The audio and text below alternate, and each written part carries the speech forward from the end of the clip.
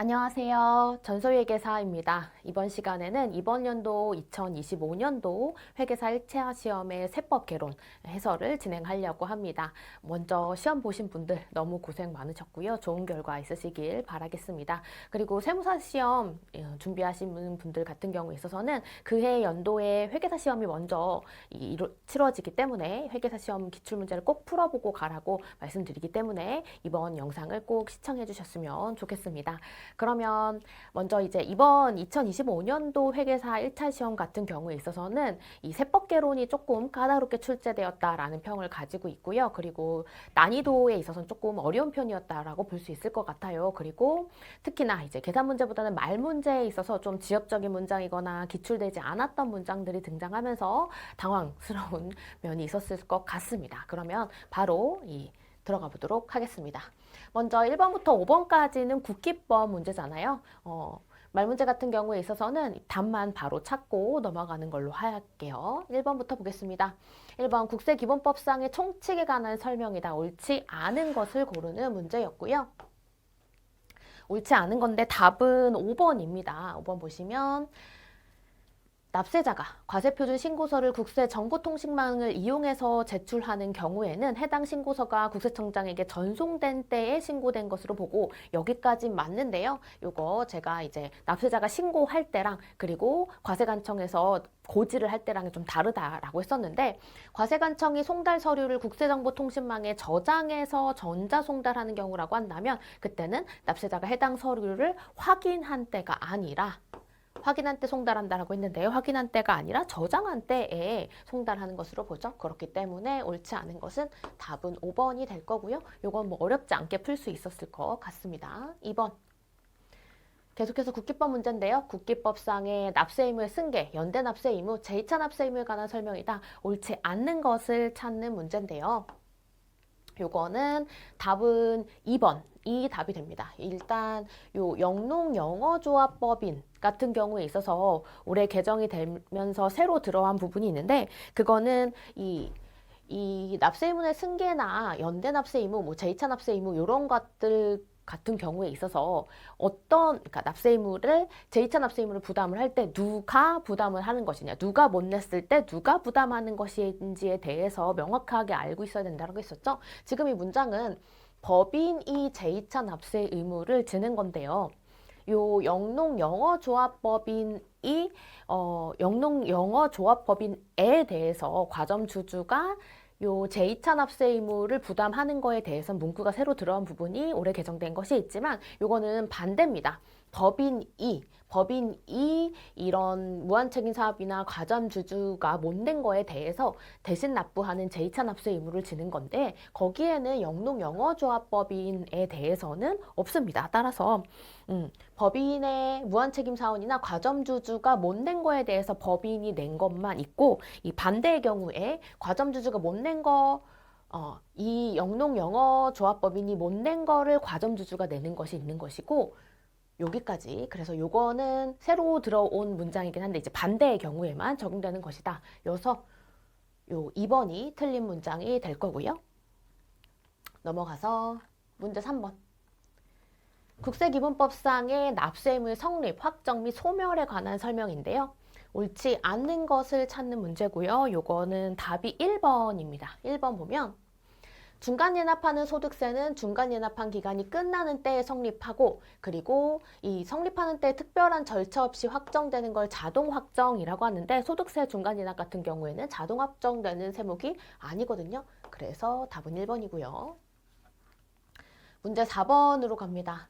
국세기본법상의 수정신고, 경정청구, 기한 후 신고에 관한 설명이다. 이것도 옳지 않는 것을 찾는 문제인데요. 답은 이것도 1번이네요. 보시면 국내 원천 이자 소득만 있는 비거주자의 소득에 대해서 최초 신고와 다르게 조세조약에 따른 상호 합의가 이루어져서 세액에 감액된 경우라고 한다면 이 경정청구는 원천징수 대상자만 가능하다라고 했는데 보통 이렇게 한정적인 경우라고 한다면 틀리는 경우가 많죠.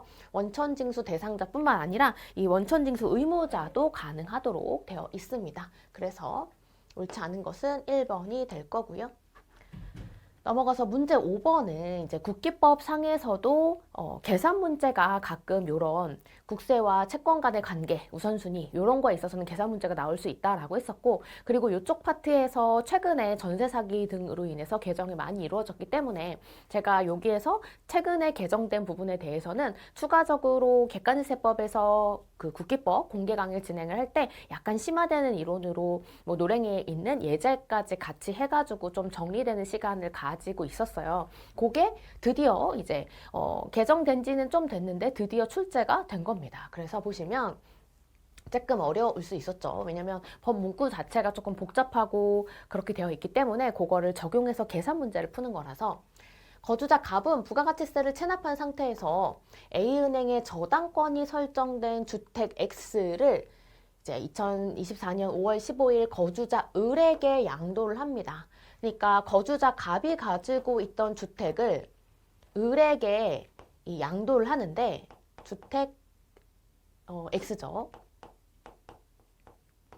이 X에 대해서 이제 현 소유자는 을이지만 갑이 체납한 세금 같은 것들도 있고 또 담보대출을 받고 했을 때 이제 을의 소유자의 입장에 있어서 얘가 뭐 세금도 안 내고 해서 요 주택 X를 경매에 넘겼을 때, 그랬을 때 이제 어떻게 채권이 배분되느냐랑 관련된 건데요. 보시면 거주자 을은 이 소득세와 종합부동산세를 체납한 상태이며 이렇게 되어 있죠.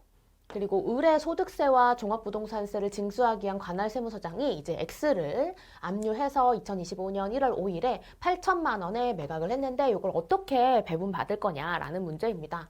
주택 X의 매각 금액 중에서 A은행이 회수할 수 있는 금액으로 옳은 것은 했어요. A은행이 회수할 수 있는 금액. 자, 보시면 먼저 갑이 부가세를 체납한 상태에서 법정기일 24년 1월 25일이죠. 그런 다음에 요거를 5월 15일에 이 거주자 을에게 양도를 했습니다. 그리고 을이 체납한 세금은 소득세와 종부세가 있는데요.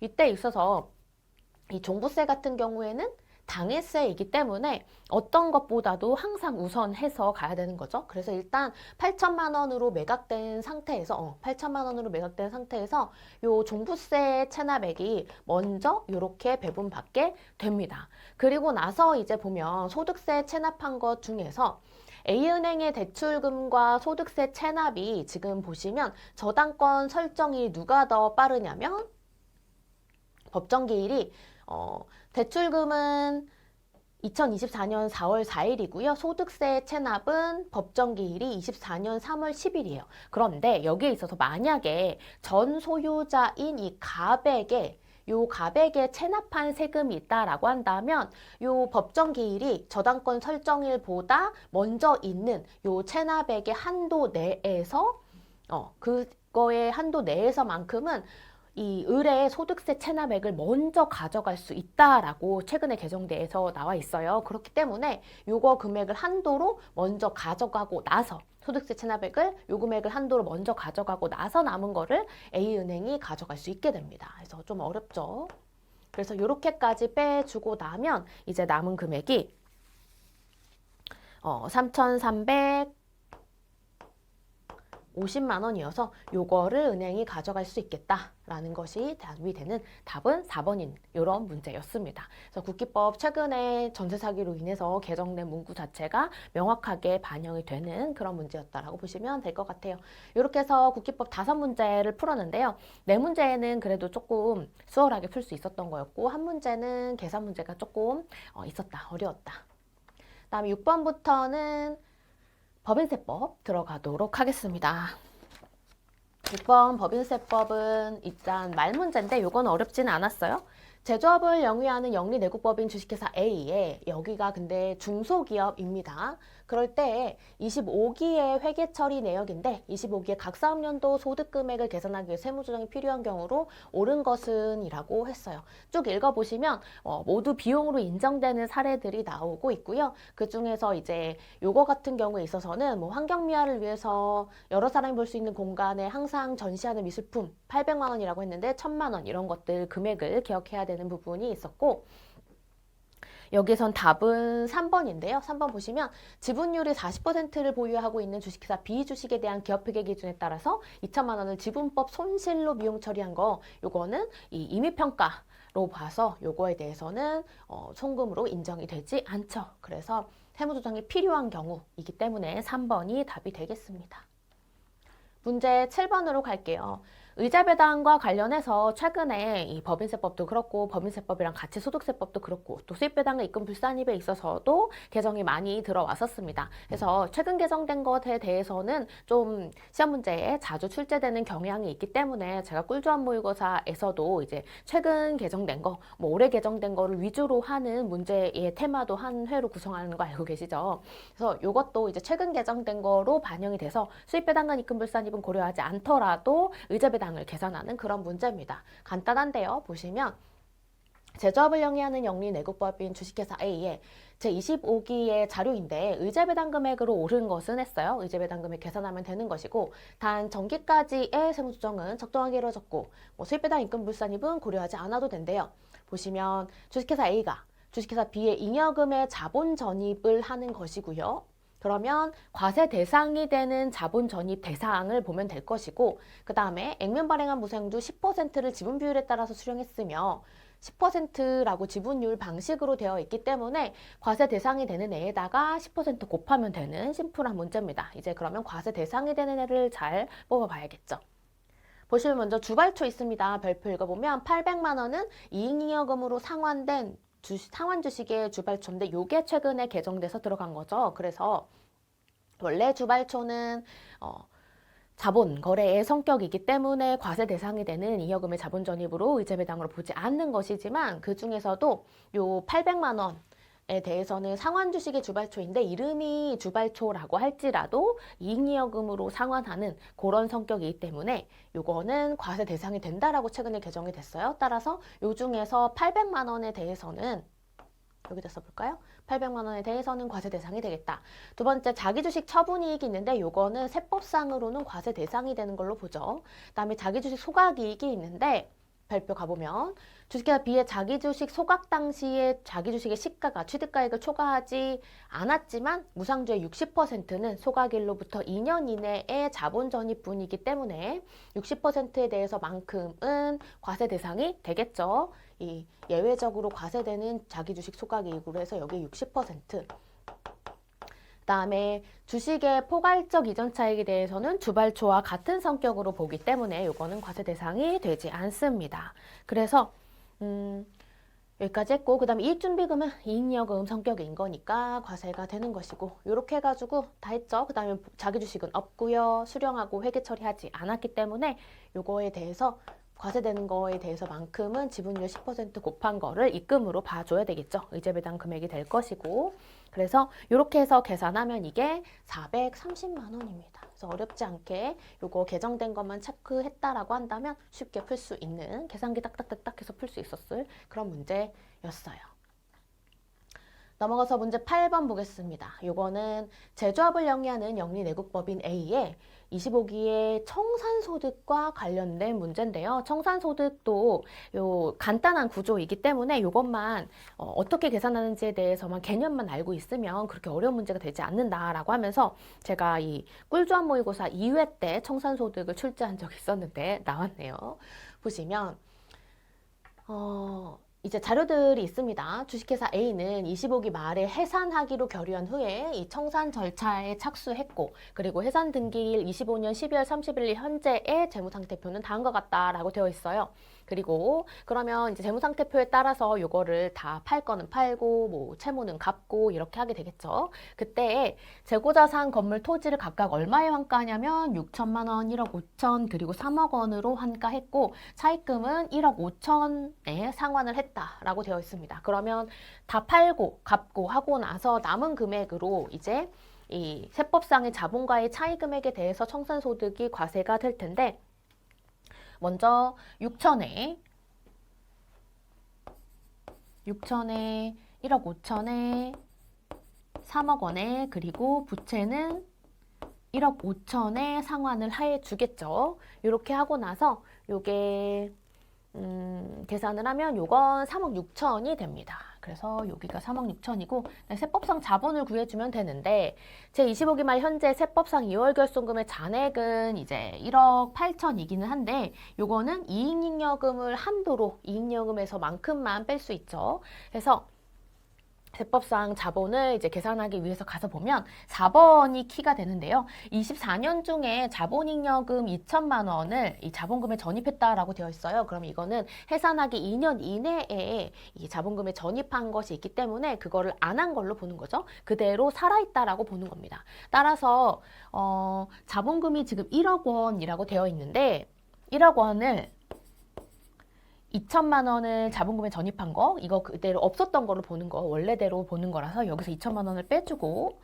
그 다음에 자본잉여금 7천만 원에 있던 거, 그거를 이렇게 2천만 원 업해줘야 되는 거죠. 그리고 이익여금 8천만 원이 있네요. 그래서 이익여금 8천만 원이 있고, 그러면 여기서 이렇게까지 하면 이게 1억 7천이에요. 근데 요 2월 결손금 잔액은 이제 시점과 상관없이 모두 빼줄 수가 있는데 이때에는 요거 1억 7천을 한도로만 빼줄 수 있기 때문에 1억 8천이 모두 빠지는 것이 아니라 1억 7천까지만 빠지게 되겠죠. 그럼 이거 어차피 빵입니다. 요거는 없어지게 되고 그러면 이 자본금으로 되어 있는 거 요거 2천만 원을 그대로 돌렸으니까 결국에 세법상의 자본은 8천만 원이 됩니다. 그러면 청산소득 금액은 이제 5번 모자로 됐고요. 3억 6천에 환가한 거를 세법상의 자본인 8천만 원과의 차이 금액으로 해가지고 청산소득 금액이 산출이 될 것이고 그러면 빼가지고 계산을 하면 되겠죠? 이렇게 해서 계산하면 3억 6천에서 8천 빼면 2억 8천이 됩니다. 그래서 답은 2번 이렇게 되는 거네요. 이렇게 풀 수 있는 게 청산소득의 기본적인 문제이고 거기에다가 요 자본금까지 고려하는 그런 문제가 이번에 출제가 되었어요. 넘어가겠습니다. 문제 9번은 요거는 재해손실 세액공제가 나왔죠. 그래서 세액공제 중에서 재해손실세액공제도 이제 주의해야 될 거는 재해손실세액공제를 언제 적용할 수 있는지랑 그 다음에 한도가 있기 때문에 그거 정도만 알면 쉽게 계산할 수 있는 문제입니다. 이렇게 나오면 이것도 땡큐죠. 보시면 먼저 재손실률을 계산을 해줘야 되는데 1번 25년에 2월에 화재로 인해서 사업용 자산 가액의 변동은 다음과 같다라고 하면서 화재 전의 장부가액과 화재 후의 장부가액이 있기 때문에 요 차이 금액에 대해서만큼이 이제 손실의 금액이 되겠죠. 그러면 여기가 4천만 원, 그 다음에 토지에 대해서는 손실이 안 된다라고 보는 것이고 그리고 차량 운반구는 여기가 5천만 원 빼주면 그다음에 차이 1억 원 으로 되어 있고요. 그다음에 당해 화재로 인해서 보험회사로부터 수령한 보험금에 대해서는 고려하지 않고 재손실률 고려하는 것이 계산하는 것이고 3번 상기 자산과는 별도로 A가 보관 중인 3천만 원의 타인 소유의 기계장치가 화재로 인해서 전부 멸실됐는데 이 변상 책임이 A한테 있대요. 그러면 요거에 대해서는 이 재손실률 구할 때 분모랑 분자에 모두 넣어가지고 계산을 해줘야 되죠. 따라서 이제 재상실률 계산해보면 4천만 원에 5천만 원에 1억 원을 한 다음에 여기에다가 요 변상 책임이 있는 3천만 원까지 추가를 해주고요. 그런 다음에 화재 전해 장부가액이 5천, 1억 2천, 2억 있었으니까 5천, 1억 2천, 2억 까지 해주고 그리고 나서 요 3천 이 변상 책임이 있는 것까지 추가로 넣어가지고 계산해줘야 되겠죠. 그렇게 하면 요 재해상실률이 55%로 계산이 됩니다. 따라서 20%가 넘었으니까 재해손실세액공제가 적용이 가능할 것이고 그 다음에 요거의 금액 이 한도가 재해상실로 이제 상실된 자산가액을 한도로 하기 때문에 이게 보면 2억 2천이거든요.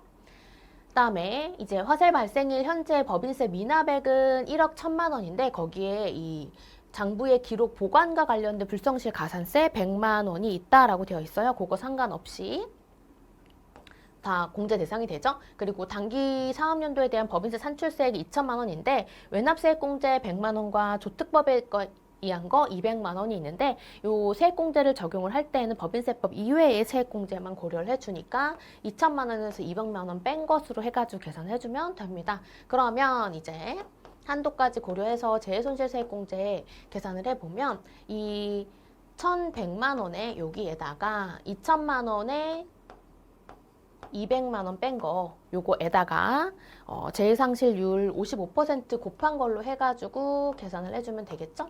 55% 요렇게 해서 계산하면 요게 1,595만 원입니다. 그리고 한도는 요거 아까 봤죠? 2억 2천이어서 충분하기 때문에 1,595만 원에 대해서 모두 세액공제를 받을 수 있겠어요. 그래서 답은 4번이 되는 그렇게 푸는 재해손실 세액공제 관련 문제였습니다. 넘어가서 문제 10번 보겠습니다. 요거는 기업업무 추진비랑 관련된 문제인데요. 뭐 전형적인 문제라고 볼 수 있고요. 지출액 중에서 이제 구분을 하면서 보면 될 텐데 보겠습니다. 제조업을 영위하는 영리대국법인 이때 중소기업이기 때문에 이제 기초한도에서 3,600만 원을 시작해야 된다는 것과 기업업무 추진비 한도 초과액으로 오른 것은 했고요. 뭐 적격증명 서류는 다 수치를 했대요. 장부상의 매출액이 180억 원이 있는데 요거 중단사업 부분의 매출액 포함되어 있는 거 괜찮죠?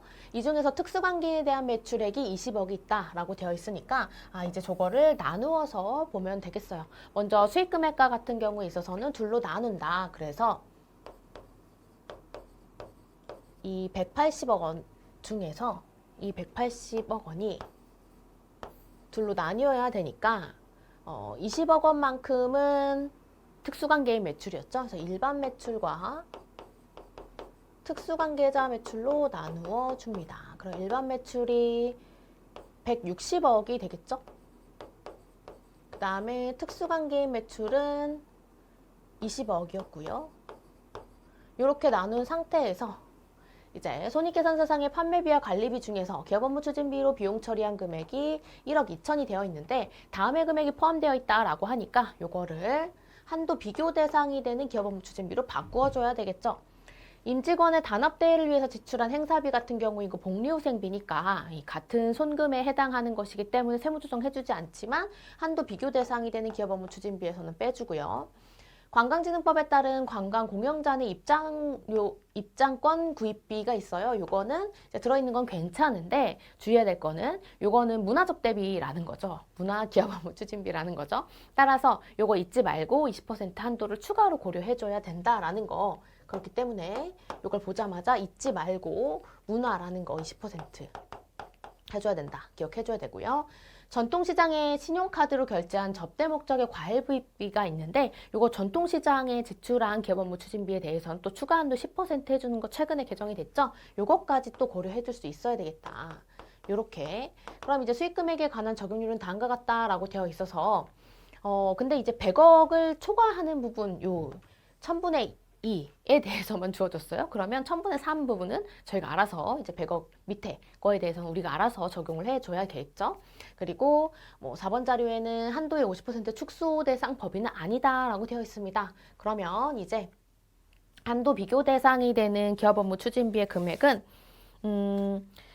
저기 1,000만 원만 빠지는 기 때문에 1억 1,000이라고 해놨고 이제 한도를 계산을 해야 되는데 먼저 기초금액 기준의 한도 를 3,600만 원에서 왜냐하면 중소기업이었기 때문에 그리고 이때 꼭 사업연도를 확인을 하는 습관 근데 12개월이죠. 그러니까 상관없지만 그래도 확인한다는 의미로 이렇게 써주자라고 했었어요.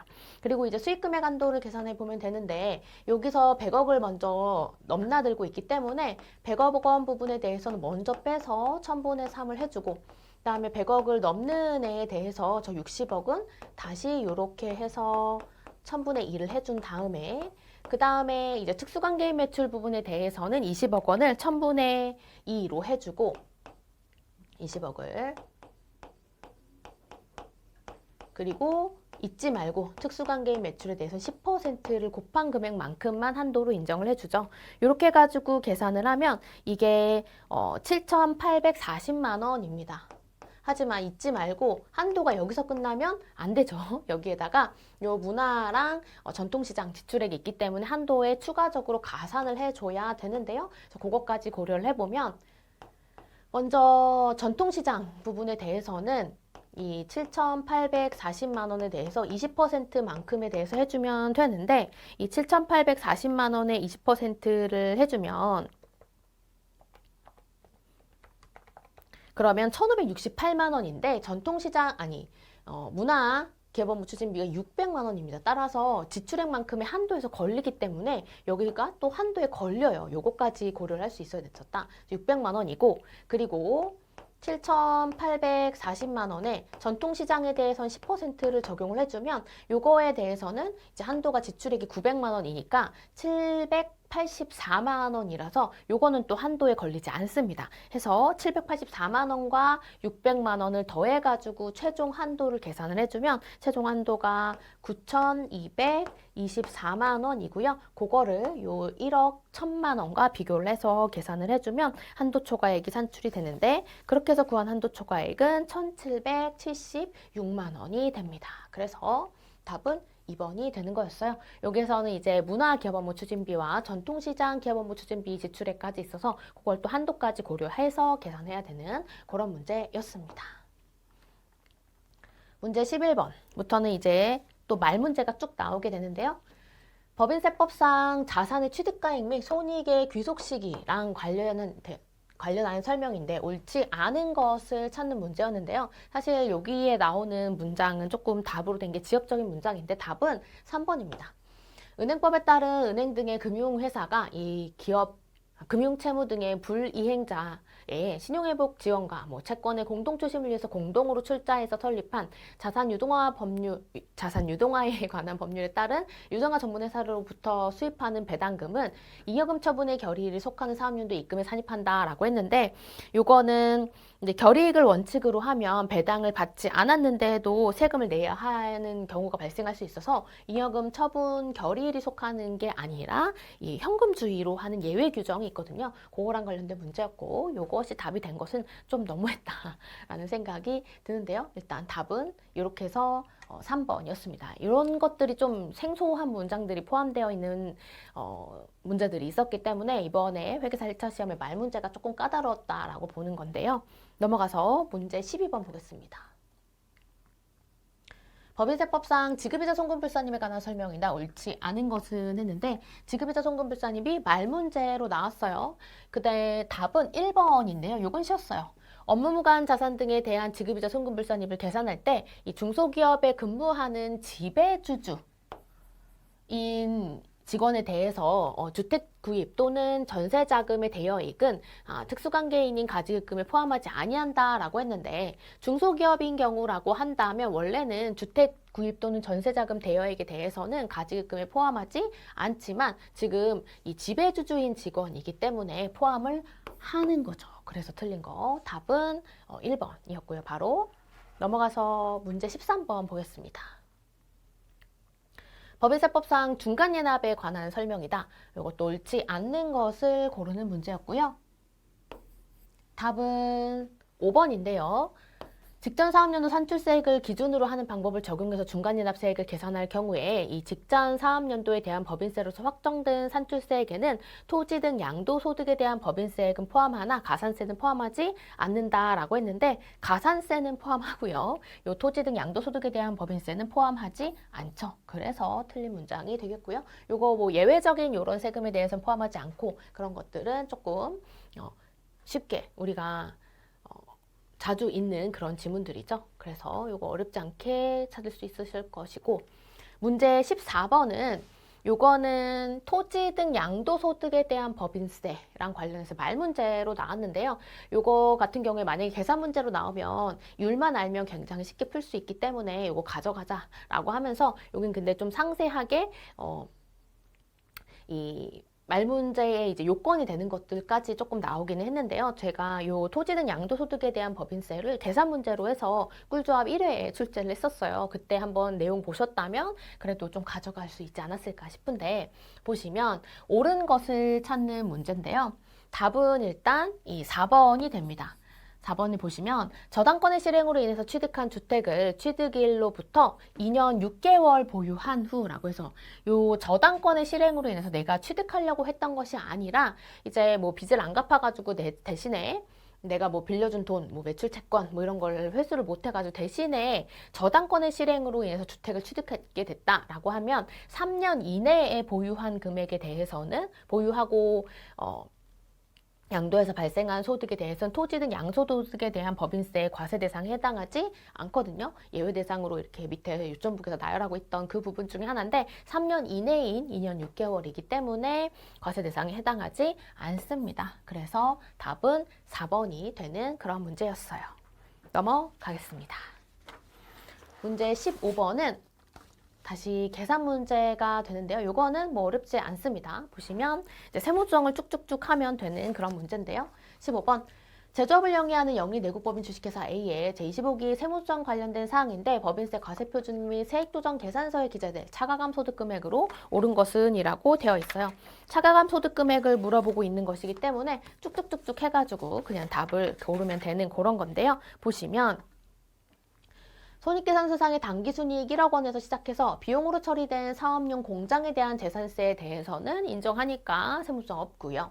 특례기부금 한도 초과액은 송금불산입 되지만 지금 우리 차가감 소득금액을 구하는 것이기 때문에 요거는 그 밑에서 고려되는 거니까 요거는 세무조정을 여기서 지금 차가감 반영하는 데는 고려하지 않죠. 요거 주의했어야 됐었고 그다음 비용으로 처리된 법인세에 대해서는 송금불산입 기타사 유출해주죠. 그래서 800만 원.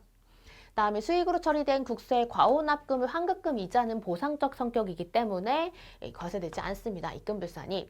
자본으로 처리된 자기주식 처분이익에 대해서 세법상으로는 과세 대상이 되어 있으니까 입금 산입을 해줘야 되고요. 수익으로 처리된 정기예금 미수이자인데 요거는 정기예금 미수이자이기 때문에 원천징수 대상의 미수이자에 대해서는 입금으로 인정되지 않잖아요. 그래서 요거에 대해서는 입금불산입. 그리고 비용으로 처리된 대표이사 정친의 기부금은 빚성 기부금이니까 모두 송금불산입을 해줘야 됩니다. 그래서 기부금과 관련된 거 이제 한도랑 관련된 게 아니기 때문에 얘는 차가감 계산하는데 넣어주죠. 그래서 송금불산입 500만 원이 여기 고려를 해주면 되고요. 이렇게 해서 1억 원에서 800만 원 더하고 200만 원 빼고 900만 원 더하고 400만 원 빼고 500만 원 더하고 해서 하면 1억 1,600만 원이 되어서 바로 계산 문제 탁탁 그 계산기 탁탁탁탁 두드려서 계산할 수 있었던 문제는 답은 2번이 되겠습니다. 문제 16번은 법인세법상의 사업연도 납세지에 관한 설명을 옳지 않는 것을 찾는 문장인데 요거는 자주 나왔던 그 지문이 답이 되었어요. 답은 16번은 2번인데요. 납세지가 변경된 법인이 부가가치세법에 따라서 그 변경된 사실을 신고한 경우에는 부가가치세법에 따라서 변경 신고했다면 법인세법에 따른 절차는 하지 않아도 된다라는 거 잘 아는 문장이죠. 그 변경된 날로부터 15일 이내 변경 후에 납세지 관할 세무서장에게 납세지 변경 신고를 하여야 한다라고 했기 때문에 틀렸죠. 안 해도 됩니다. 문제 17번. 제조업을 영위하는 영리내국법인 주식회사 A에 25기에 발생한 상호 독립적인 자료인데 A가 세무조정을 할 경우에 세무조정을 할 금액의 순액으로 옳은 것은 이라고 했습니다. 그러면 요거는 이제 하나씩 보시면 되는데 요것도 어렵지 않게 풀 수 있는 문제예요. 보시면 보통주 유상증자를 실시하고 발행주식의 액면가액 1억 원을 초과하는 1,200만 원까지 포함해서 주주로부터 현금을 수령한 1억 1,200만 원을 회계상 모두 자본금으로 계상했다. 그래서 자본거래에 의해서 더 많이 받은 거 그거는 자본거래이기 때문에 추가적으로 수익 계상하지 않으니까 뭐 할 거 없고 2번 특수관계가 없는 주식회사 B로부터 무상으로 받은 토지의 회계 처리를 누락해서 이 토지의 시가는 1,500만 원이고 그다음에 주식회사 A는 세무상 이월결손금이 없다라고 했기 때문에 자산 수증 이익에 대해서 입금 산입해줘야 되겠죠. 해서 입금 산입 1,500만 원. 그다음에 3번 제24기 결산상에 누락된 외상매출금 700만 원을 입금 산입 유보로 세무조정해왔고 24기에 해당 외상매출금의 700만 원 회수해서 자비익으로 계상했다라고 했는데 이거는 이미 24기에 이 700만 원에 대해서 과세가 됐기 때문에 추가적으로 과세되면 안 되는 2월 입금입니다. 따라서 이 700만 원에 대해서 자비익으로 처리한 거는 입금 불산입을 해줘야겠어요. 그래서 입금 불산입 700만 원 빼주고 기업회계 기준에 따른 유형자산 재평가 이익 2천만 원에 대해서 기타 포괄 손익으로 회계 처리했다라고 했는데 재평가 자산 재평가에 해당한 것이기 때문에 인정되지 않지만 그걸 기타 포괄손익으로 회계 처리했으니까 입금산입 기타 해주고 입금불산입하는 두 줄 세무조정이 나오는 거라고 해서 나오는 사항이라서 손익효과는 없습니다. 이 순액을 구하라고 했기 때문에 효과는 없어요. 따라서 이거는 고려하지 않고 그냥 효과 없겠구나 해서 더하기 1,500만 원 빼기 700만 원만 고려해주면 됩니다. 그러면 순액은 이 800만 원 플러스가 될 거고요. 따라서 답은 1번이 되는 그런 문제였어요. 그래서 어렵지 않게 이것도 읽자마자 바로 탁탁탁탁 할 수 있는 그런 문제였고요.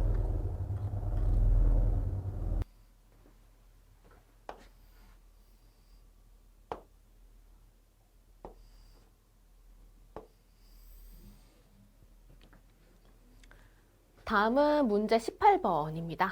18번은 요거 일시삼각 충당금과 관련된 계산 문제가 나왔습니다. 그래서 충당금 쪽에서는 요거가 제일 좀 중요하지 않은 충당금으로 분류되어 있기 때문에 요거를 내용을 잘 안 보신 분이라고 한다면 풀 수가 없었을 그런 문제였을 것 같은데요. 보시면 제조업을 영위하는 이 영리내국법인 주식회사 A의 제25기의 일시삼각 충당금 관련된 자료인데 25기 말에 이 일시삼각 충당금의 마이너스 유보 잔액으로 오른 것은 했습니다. 보시면 1번 자료부터 먼저 25년 1월 1일에 발생한 화재로 인해서 기계장치 X의 취득가액과 감루가 지금 이렇게 나와 있는데 세무상의 상각 부인액이 1,000만 원이 있었기 때문에 세법상에 인정이 되는 감루는 5천만 원이었을 거고요. 그럼 세법상의 자산은 이제 장부가액이 5천만 원 남아 있었을 거예요. 그럴 때 기계장치 X에 대한 보험금을 8천만 원을 수령한 후에 4천만 원을 영업외 수익으로 회계 처리했다라고 되어 있어요. 그러면 이 세법상으로 보험 차익을 먼저 구한 다음에 그것과 관련해서 보험 차익과 관련된 일시삼각 충당금을 설정하는 금액까지 구해봐야 될 텐데요. 그러면 수령한 보험금은 8천만 원이고 세무상의 이 자산 금액은 5천만 원이 잔액이었기 때문에 3천만 원이 보험 차익에 해당이 될 거고요. 이 중에서 이 25년 7월 1일에 보험금 수령액 중에서 7천만 원을 동일 종류의 기계장치 Y를 취득해서 사업에 사용하기 시작을 했는데 상각비로 1,000만 원 계상했다라고 되어 있죠. 이때 그러면 8천만 원을 받아놓고 1,000만 원을 안 쓴 7천만 원에 대해서 이 기계장치를 동일한 종류의 기계장치 Y를 취득을 했기 때문에 미사용 금액은 빼가지고 일시삼각 충당금을 설정을 해야겠죠. 따라서 여기서 이제 보험 차익 중에서 미사용액을 뺀 2천만 원에 대해서 일시삼각 충당금을 설정을 할 거예요. 그러면 이 일시삼각 충당금 설정의 잔액을 구하는 것이기 때문에 먼저 송금산이 2천만 원 해서 설정을 해놨겠죠. 그런 다음에 이제 요걸 환입하는 거를 고려를 해줘야지 될 텐데 먼저 세법상의 감가상각비에 대해서 한도시 부인을 먼저 해주고 세법상의 텍스 비율로 해가지고 환입액 구하는 거 아시죠? 그거까지 고려해주는 거, 환입액까지 계산해주는 거 아는지를 물어보는 그런 문제였어요. 그러면 세법상의 감가상각비를 계산을 해보시면 지금 취득일 7월 1일인 거 주의하시면서 계산을 하면 됩니다.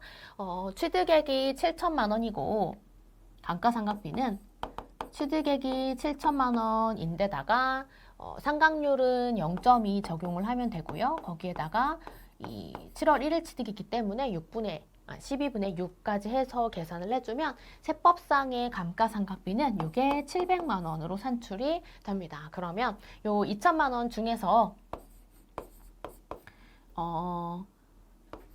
취득액은 7천만 원이었고 세법상의 감가상각비가 700만 원이니까 요만큼에 대해서만큼 환입이 이루어질 거예요. 요거에 대해서 계산을 해주면 이게 200만 원이 되네요. 이게 10%니까 200만 원이죠. 200만 원이니까 요게 환입액으로 계산이 될 것이고 그러면 우리는 요 200만 원 환입액이니까 이렇게 하면 1,800만 원이 단기 말에 잔액으로 남게 될 겁니다. 해서 일시삼각 충당금과 관련된 자료의 마이너스 유보 잔액은 1,800만 원이죠. 마이너스로 물어봤으니까. 그래서 답은 1번. 이렇게 되는 일시삼각 충당금 관련된 문제였고요. 넘어가서 19번은 요거는 감가상각비랑 관련된 문제인데 감가상각비 중에서 제가 요 감가상각비는 나올 수 있는 주제들이 조금 그냥 일반적인 한도시부인뿐만 아니라 다양하다라고 했었어요. 그래서 제가 꿀조합 모의고사 1회에서 이제 방법을 변경하는 거 그런 거 출제를 했었는데 요 내용 연수 변경이랑 방법을 변경하는 거 둘 다 같이 나오면서 건물과 차량 운반구로 해가지고 나왔죠. 그래서 이것도 풀어보면요. 제조업을 영위하는 영리내국법인 주식회사 A의 제25기의 사업용 자산과 관련된 자료라고 되어 있고 해당 자산의 감가상각비 관련된 이 세무조정이 주식회사 A의 제25기 각3년도 소득금액에 미친 영향으로 오른 것은 했습니다. 전기까지 세무조정 적정하게 이루어졌고 건물이랑 차량 운반구에 대해서 나오고 있고요. 취득일 24년 1월 1일에 둘 다 취득했고 정액법, 정률법 뭐 이렇게 자료 있습니다. 당기 사업연도에 주식회사 A는 법인세법상 적법한 절차에 따라서 건물의 내용연수를 10년으로, 이거는 내용연수를 바꾸고요. 그다음에 차량 운반구는 이 정액법으로 하는 감가상각 방법을 바꾸게 됐어요. 그래서 여기서 주의할 거는 이제 내용연수를 바꿨다라고 한다면 내용연수를 바꿨을 때에는 그냥 그대로죠.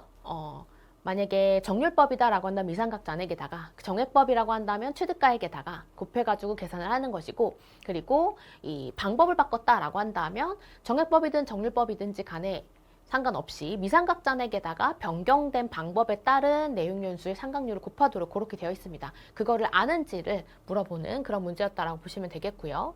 그다음에 여기서 주의할 거는 내용연수가 경과했다라고 할지라도 경과한 내용연수를 고려하지 않고 내용연수는 상각의 기간이라기보다는 세법상으로는 상각률을 결정하는 요소에 불과하기 때문에 그런 것들을 파악해가지고 고려해줄 수 있어야 되는 거였어요. 계속 읽어보면 주식회사 A의 당기 감가상각 관련된 회계처리는 다음과 같다라고 하면서 이제 건물의 차량 운반구의 감가상각비를 회사에선 부계에선 어떻게 계산했는지가 나오고 있는 것이고, 그다음에 내용연수별로 이제 상각률 나와져 있습니다. 먼저 건물부터 해볼까요? 건물부터 가보면 건물 같은 경우에는 내용연수를 변경을 했습니다. 내용연수를 10년으로 변경을 했고요. 이 내용연수를 변경을 할 때에는 정액법이기 때문에 그냥 취득가액인 요 3억 원에다가 10년의 내용연수를 바꿨으니까 정액법 10년인 0.1을 그대로 그냥 해주면 됩니다. 따라서 북에서는 지금 이 건물과 관련해서 3,750만 원의 감가상각비를 계상을 했고요. 텍스상으로 한도는 3억 원에다가 취득가액에다가 조 0.1을 곱해가지고 계산을 해주면 됩니다. 그래서 여기가 한도가 3천만 원이 되니까 한도 초과액이 750만 원이 발생을 했고요. 두 번째는 차량 운반구인데 차량 운반구는 방법을 변경을 했어요. 방법을 변경했을 때는 미상각 잔액을 계산을 해가지고 고려를 해줘야 되는 거라서 미상각 잔액을 할 때는 정률법 할 때랑 동일하게 좀 자료를 정리해줘야지 할 수 있겠죠. 지금 전기까지의 정기말, 그러니까 25년 1월 1일 현재의 사업용 자산의 내역이 지금 이렇게 나와져 있어서 취득가액에다가 감가상각 누계액이 있고 그 다음에 상각부인액이 얘는 없네요. 따라서 이제 미상각 잔액을 고려할 때 별로 신경 쓸 게 없네요. 상각부인액이 없기 때문에. 그럼 일단 북에서는 계상을 한 게 차량 운반기의 감가상각비는 2,745만 원이고요. 그 다음에 텍스상의 한도는 취득가액에서 상각 누계액 9,020만 원이고, 그리고 우리 원래 정률법 할 때에 미상각 잔액 구할 때 어떻게 하죠? 그거 그대로 해가지고 적용을 해주면 단기 즉시 이제 그거 더해주고, 그 다음에 기초유보 더해주는 건데 지금 다 고려할 게 없죠. 그래도 우리가 알고 있는 그 왁구 그대로 적용하기 위해서 이렇게 해주고, 여기에다가 이제 변경된 방법이 차량 운반부의 감가상각법을 정액법으로 변경했고 신고 내용 연수가 5년입니다. 따라서 5년 정액법인 0.2를 곱해가지고 해주는 것까지 반영을 해줘야 되겠죠? 그래서 0.2 해서 계산을 해주면 태법상의 한도는 2,196만 원이 되네요. 따라서 여기도 한도 초과가 발생해서 여기는 한도 초과액이 549만 원입니다. 그러면 지금 뭐를 구하라고 했냐면 세무조정에 소득금액에 미치는 영향으로 오른 것은 이라고 했기 때문에 750만 원과 549만 원을 더해가지고 계산한 값이 답이 될 거고요. 더해주면 1299만 원이 산출되게 됩니다. 그래서 답은 1299만 원인, 조금 내려야겠네요. 4번이 답이 될 거예요. 이렇게 해서 이제 방법과 내용 연수를 변경했을 때 어떻게 적용하는지에서 풀어보는 그런 문제였습니다. 감가상각비는 주제가 다양하기 때문에 뭐 일반적인 한도시부인뿐만 아니라 이런 것들도 좀 대비가 되어 있어야 되겠다라고 말씀드렸었고요. 이제 소득세로 넘어가 보도록 하겠습니다. 20번 소득세법상의 납세지에 관한 설명으로 옳은 것은 했는데 납세지에 관한 거 이것도 이제 이 꿀점모의고사 1회에서 제가 납세지에 관한 거 출제를 했었는데 여기는 일반적으로 자주 출제되는 지문으로 해가지고 나왔다기라 보다는 이제 처음 나오는 지문이 답이 되면서 조금 까다로웠던 그런 문제인데요.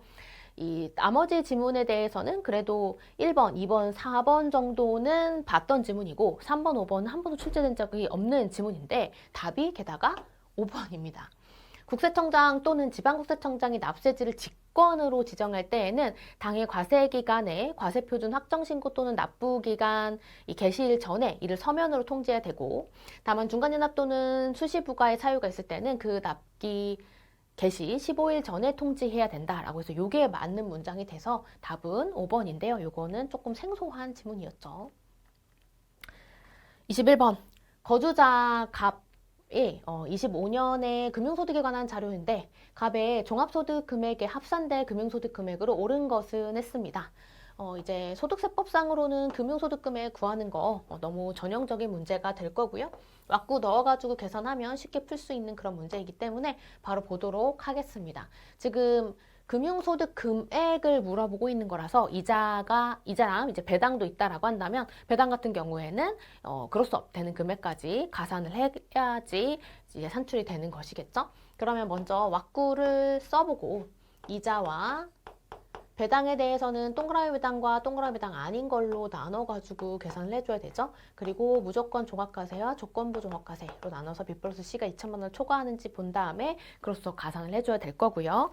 그러면 하나씩 보면 비영업대금의 이익이 300만 원 있는데 국내에서 원천 징수되지 않았기 때문에 무조건 종합과세 돼야 되는 300만 원. 그리고 원천 징수되지 않았고 비영업대금의 이익이기 때문에 나중에 이제 나중에는 뭐 세율을 곱할 때 그때는 25%를 해줘야 되기 위해서 여기 25% 저는 뭐 25 이렇게 써서 하는 습관을 들이자라고 하는데 지금은 이건 필요 없는 정보이긴 하고요. 그다음에 환매조건부 채권의 매매 차익은 이자소득으로 과세가 되는 항목이죠. 그래서 저거는 별말이 없으니까 이자소득 밑에 칸에 조건부 종합과세로 써주면 될 거고요.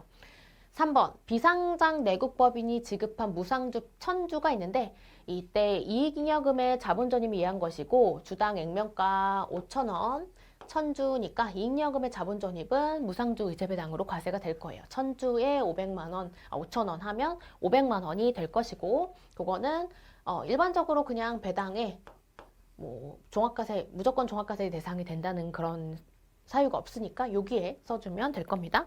그 다음에 출자공동사업자로 받은 분배배당 소득이 있네요. 그러면 여기 저는 D로 표현을 하는데 여기다 써주고 이따가 이 종합금융소득 금액을 계산을 할 때 이거 잊지 말고 더해줘야 되는 거 잊지 않아야 되겠고 그 다음에 상장 내국법인이 지급한 현금배당금 100만 원이 있는데 이거 별말 없으니까 동그라미 배당으로 들어가는 것이고 소득세법 시행령상의 집합투자기구로부터 이익의 1,800만 원이 있는데 이건 일단 배당소득으로 과세가 되고 그로스업이 되지 않는 그 동그라미 배당이 아니죠.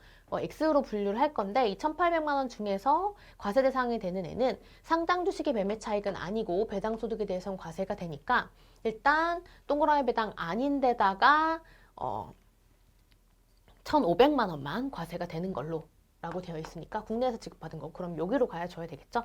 이렇게 해가지고 하면 다 끝났습니다. 그러면 이 300만 원, 400만 원, 600만 원, 1,500만 원 해서 B 플러스 C를 계산을 하면 여기가 2,800만 원이에요. 여기 다 더해주면 그러면 B 플러스 C가 2천만 원을 초과했기 때문에 우리는 귀속법인세 가산을 해줘야 될 텐데 동그라미 배당에 해당하는 거 600만 원이죠. 요거랑 미니멈 600만 원이랑 그 다음에 2,800만 원 여기에서 2천만 원을 우리가 기준으로 하고 있으니까 둘 중에 작은 거 여기가 800만 원이기 때문에 둘 중에 작은 건 어디서 걸리냐면 600만 원에 걸리게 될 것이고 여기에다가 10% 곱해서 귀속법인세를 가산을 해주는 거죠. 그러면 이렇게 해가지고 구하면 이제 금융소득 금액이 2,800 60만 원이 되는데 여기 600만 원에다가 10% 더한 게 60만 원이니까 2,860만 원이 되는데 여기서 잊지 말고 뭐 해야 돼요? 금융소득 금액을 구할 때는 요 출자공동사업자의 배당소득까지 있을 때는 요거까지 합한 걸로 해가지고 구해줘야 되겠죠? 그러면 3,960만 원이 답이 될 겁니다.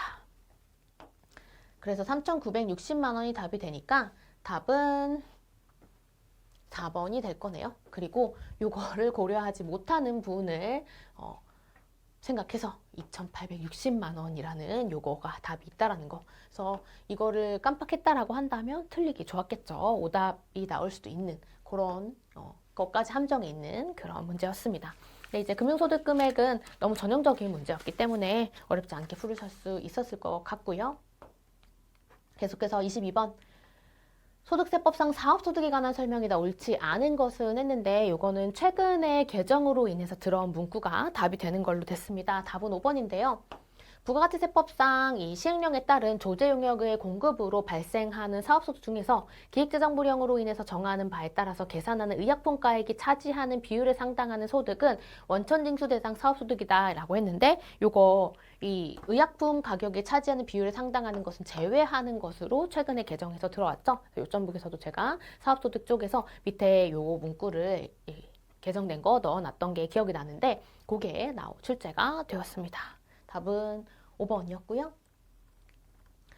문제 23번. 소득세법상 소득금액 계산 특례에 관한 설명을 옳지 않은 것은 이라고 했는데 요거는 3번이 답인데 요거는 되게 자주 출제되었던 문장 중에 하나예요. 이 소득금액 계산 특례 쪽에서는 읽어보면 연금계좌의 가입자가 사망하였으나 그 배우자가 연금 외 수령 없이 해당 연금계좌를 상속으로 승계하는 경우다라고 하면 이 상속인이 승계한 연금계좌의 소득금액은 상속인의 소득금액으로 보지 않고 피상속인의 소득금액으로 본다라고 했는데 상속인의 소득금액으로 보는 거죠. 그래서 틀린 거 답은 3번인데 자주 출제되었던 문장입니다.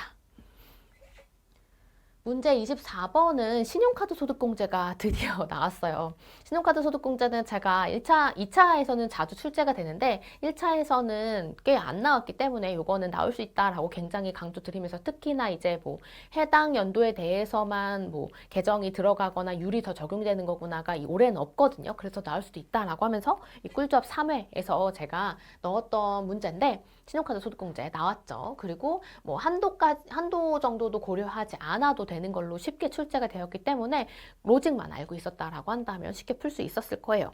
거기에다가 이 인적공제액을 합쳐가지고 계산하는 건데 인적공제 계산하는 데서 약간의 함정 같은 게 있긴 합니다. 보시면 근로소득이 있는 거주자 갑 남성의 25년도에 소득공제에 관한 자료인데 인적공제와 신용카드 소득공제 합계액으로 옳은 것은 이라고 했습니다.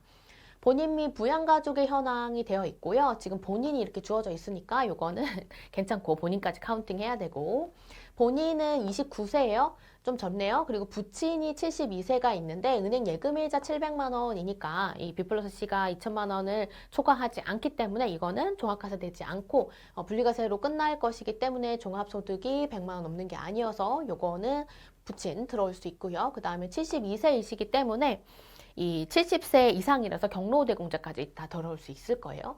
모친 소득 없고 65세 괜찮고요. 동생 같은 경우에 총급여액이 300만 원이니까 여기도 20세니까 들어올 수 있습니다. 그럼 이렇게 해서 4명에다가 이제 기본 공제는 4명이고 로장 부부죠? 추가 공제를 생각해 봐야 되는데 일단 경로우대 공제 아까 부친 들어갈 수 있다라고 했었어요. 그래서 부친이 경로우대 공제 1명 들어가고 장애인 없고요. 한부모랑 부녀자 공제를 생각해 봐야 되는데 일단 부녀자 공제는 이 사람 남성이기 때문에 상관없고 그다음에 한부모 공제를 생각해 보면 이 사람은 일단 남자고 와이프가 없지만 배우자가 없지만 그렇다고 해서 이 자녀도 없습니다. 따라서 한부모공제는 적용하지 않아요. 그렇기 때문에 요 추가 공제에 있어서는 100만 원만 추가로 고려해주면 될 거고요. 그래서 100만 원만 추가로 고려를 해주면 여기에 이렇게 해가지고 계산하면 일단 인적공제액은 700만 원으로 계산이 됩니다. 그리고 나서 신용카드를 해줘야 되겠죠. 신용카드를 이제 해주면 신용카드 할 때는 먼저 시대도직신으로 구분을 해서 쭉쭉쭉 써주고 공제 대상이 되는 애를 판별해주면서 써주면 되죠. 그래서 시대도직신으로 분류를 하고 본인이 쓴 거 먼저 대중교통의 이용액이 150만 원이 있습니다. 여기에 대중교통 이용액. 그다음에 영화 상영관의 입장료가 100만 원이 있는데 이 영화가 지금 총급여가 5천만 원이니까 요 분류할 수 있죠. 그러면 도서, 영화가 여기 들어가는 거고 100만 원. 그다음에 자동차세를 외국에서 사용한 신용카드 결제액은 반영 대상이 되지 않고요. 자동차세 신용카드 결제액 세금 낸 거 안 되고요. 국내 백화점 물품 구입 신용카드 결제액 1,000만 원에 대해서는 그냥 신용카드로 들어가면 됩니다. 그다음에 부친이 병원비 신용카드 결제액 300만 원이 있는데 부친에 대한 것도 공제 대상이 될 수 있고 병원비라서 의료비지만 중복공제가 가능하죠. 그래서 300만 원을 계산을 여기다가 신용카드 결제액이니까 넣어주면 되고 그다음에 모친의 전통시장 사용에 모친도 대상이 되고요. 전통시장, 시장 여기죠. 400만 원. 그다음에 동생의 직불카드 사용액이 250만 원이 있는데 형제자매는 신용카드 소득공제에 공제 대상이 되지 않죠. 이유는 모른다.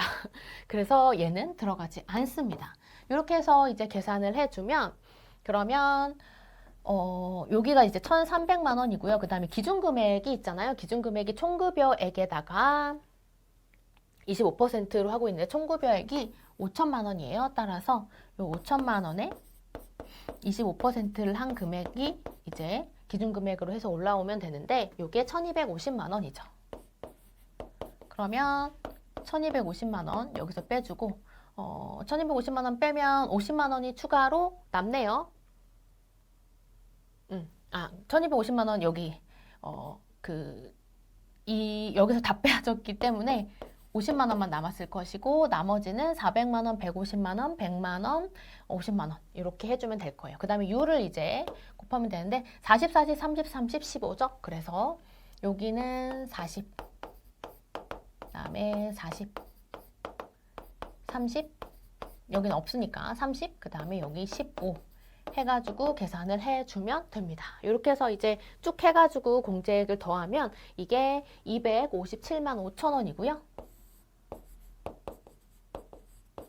기본 한도에서 걸리지 않기 때문에 추가 한도는 고려하지 않고 이 금액 전액을 이제 공제받을 수 있어요. 그래서 257만 5천 원과 그 다음에 인적공제액 아까 구했던 것이 700만 원이 있기 때문에 그거까지 고려해가지고 계산을 해주면 되겠습니다.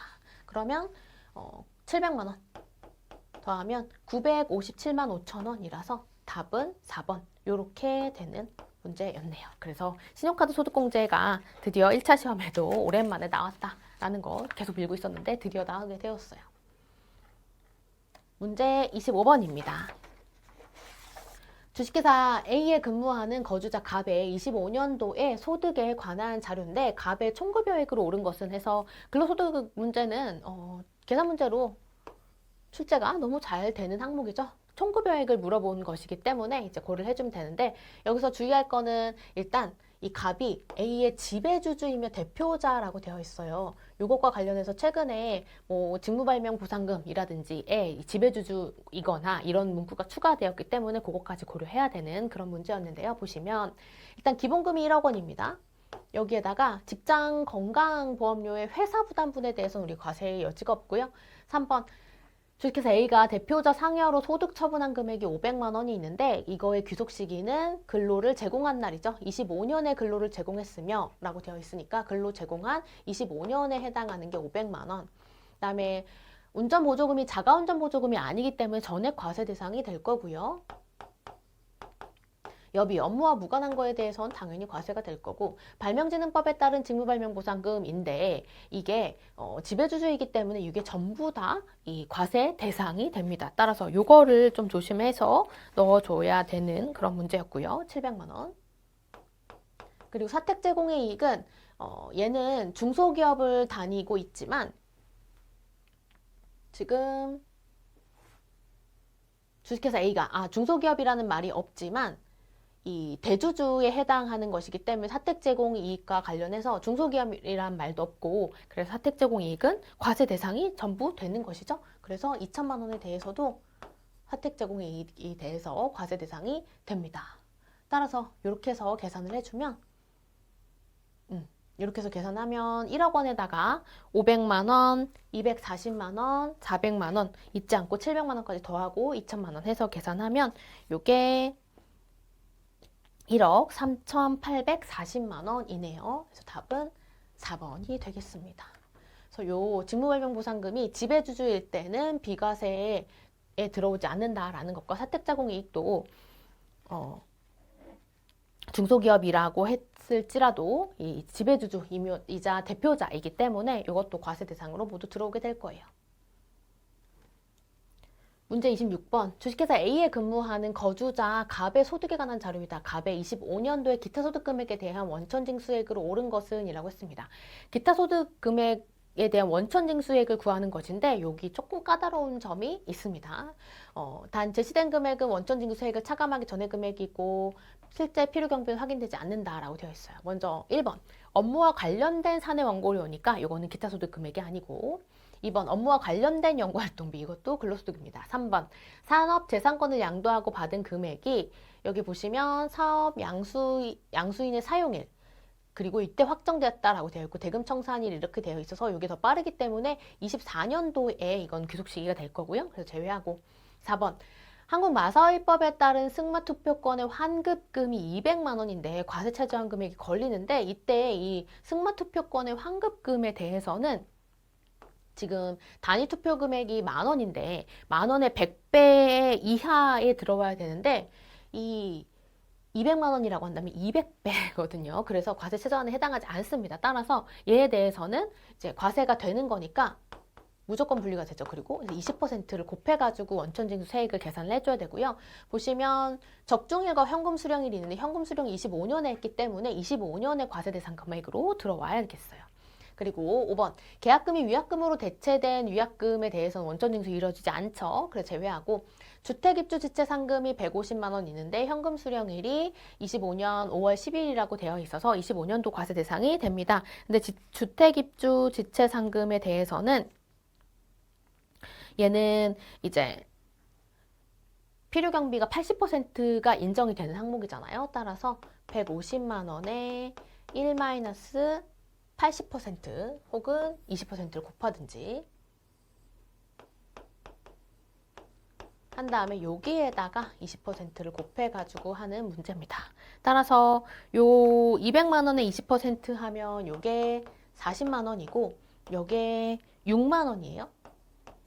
따라서 46만 원이 되어서 답은 1번 이렇게 찾는 문제였습니다. 그래서 기타 소득 금액 중에서 이제 좀 저 승마투표권을 자세하게 고려해야 되는 것과 그다음에 수입 시기까지 좀 명확하게 고려해야 되는 그런 문제였어요.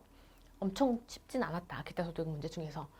문제 17번. 소득세법상 퇴직소득에 관한 설명이다. 옳지 않은 것은 했는데 퇴직소득이 말문제로 나왔네요. 회계사 시험에 있어서는 23년에 나오고 24년에 안 나왔기 때문에 뭐 24년에 꼭 나오리라는 보장은 없지만 나올 수 있다. 약간 이런 정도의 느낌이 퇴직소득이었는데 말문제로 나왔죠.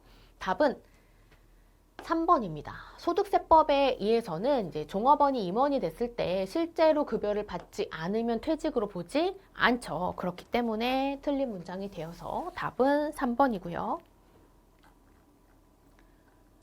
문제 28번은 이 근로소득에 있는 거주자 갑의 25년 세액공제 관련 자료인데 특별 세액공제 금액으로 오른 것은 했어요. 보통 이렇게 출제는 조금 잘 안 되는 최근의 추세이긴 했는데 예를 들면 뭐 자녀 세액공제와 모료비 세액공제액을 더해라 이런 식으로 나오지 특별 세액공제액을 여기서 보이는 거 너가 다 찾아봐 이런 식으로는 잘 안 나온다라고 했었는데 이번에 그렇게 나왔습니다. 따라서 특별 세액공제액을 우리가 조금 어떤 것이 있을지를 고려해 보면서 보는 문제일 텐데 표준세액공제는 적용할 여지가 없을 것 같은 게 여기에 하도 많은 보험료, 의료비, 교육비, 기부금 뭐 이런 애들이 나와 있어요. 그렇기 때문에 우리는 이제 항목별 세액공제로 들어간다라고 보고 계산을 해 볼게요. 그러면 자, 하나씩. 먼저 본인 및 부양가족의 현황이 본인, 배우자, 딸 이렇게 되어 있고요. 그 다음에 장애인이고 소득이 없고 그 다음에 본인의 총급여가 6천만 원 주어져 있습니다. 이거 쓸 일이 있을 거고요. 그 다음에 갑의 지출 내역에는 이제 교육비는 지원금 차감 전의 금액이라고 되어 있고요. 보니까 보험료가 있어요. 보험료 있고, 그다음 의료비가 뭐 안경 있는 거 보니까 있죠. 보험료, 의료비. 그다음에 교육비가 이런 거 보니까 있네요. 교육비가 있고요. 그다음에 보험료, 의료비, 교육비 요거 세 개 정도만 있고 기부금은 없는 것 같아요. 그럼 요 세 가지에 대해서 구해야 되겠다. 먼저 보험료.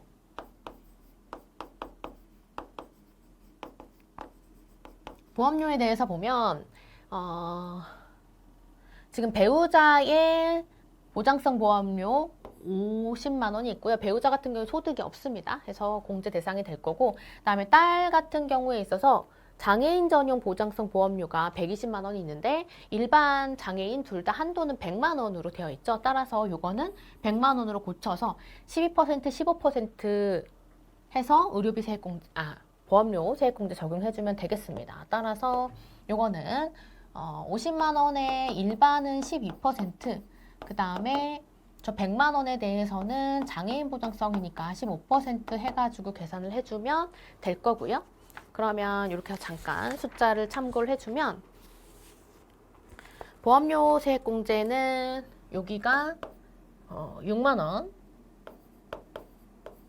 그 다음에 여기는 15만 원이 되어서 보험료 세액공제는 21만 원이 됩니다.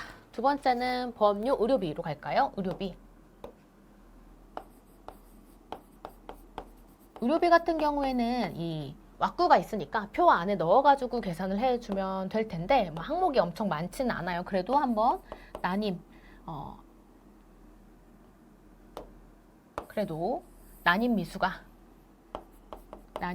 미수가 그 다음에 본인 등 그리고 기타 이렇게 나누어 가지고 항목을 보겠습니다. 그러면 먼저 본인이 있어요. 본인의 시력 보정용 안경 구입비가 80만 원이 있는데 안경 구입비는 50만 원까지가 한도죠. 그래서 50만 원으로 잘라서 여기에 50만 원을 본인이니까 50만 원 여기다 써주고요. 그다음에 배우자는 없고 장애인 보장구 구입비가 200만 원이 있습니다. 따라서 요거에 200만 원을 고려해주면 될 텐데 장애인이니까 여기다 넣어주면 되겠죠? 그럼 여기가 이제 250만 원이고 이거 신용카드 소득공제랑 비슷한 구조로 해서 이 추가로 기준금액을 초과해서 지출한 금액에 대해서 공제가 되는 거잖아요. 그러면 지금 청구별액이 6천만 원이라서 6천만 원에 3%가 되는 금액이 기준금액이 되는 것이고 이 3%가 6천만 원에 3%니까 180만 원입니다. 그러면 여기서만 빼주면 되는 거니까 180만 원 빼준 금액에다가 이제 율 곱해주면 되는데 여기에 해당하는 거 15%죠.